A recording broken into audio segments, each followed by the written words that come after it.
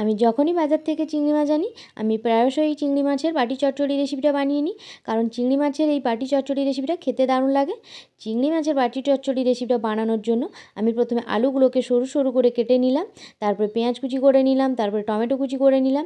এখানে আমি একটা বড় সাইজের টমেটো দিয়েছি আর দিলাম কাঁচা লঙ্কা কুচি। ওগুলোকে ভালো করে ধুয়ে এনে এবার আমি চিংড়ি মাছটাকে ভালো করে কেটে বেছে নিয়ে ওটাতে লবণ হলুদ মাখিয়ে রেখে দিলাম। আর এদিকে আমি যে আলুগুলোকে ধুয়ে এনেছিলাম, আলু টমেটো কাঁচা লঙ্কা পেঁয়াজ, ওটাতে লবণ হলুদ গুঁড়ো লঙ্কা গুঁড়ো সর্ষের তেল সর্ষে বাটা দিয়ে ভালো করে মাখিয়ে নিয়ে পরিমাণ মতন জল দিয়ে দিলাম।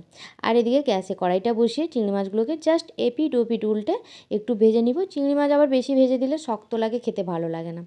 এরপর কি ওটাকে আবার এই বাটিতে দিয়ে এবার গ্যাসের ফ্লেমটা একেবারে লো টু মিডিয়াম রেখে ফুটিয়ে নিব।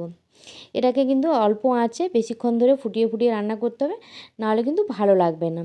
তো একবার মাঝে মাঝে নেড়ে দিতে হবে, নাহলে গ্যাসে তলাটা কিন্তু বাটির তলায় লেগে যাবে।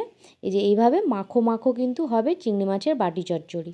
আমার তো এই চিংড়ি মাছের বাটি চচ্চড়িটাও গরম ভাতের সাথে খেতে দারুণ লাগে। এই রেসিপিটা আপনাদের কেমন লাগলো অবশ্যই কমেন্ট করে জানাবেন।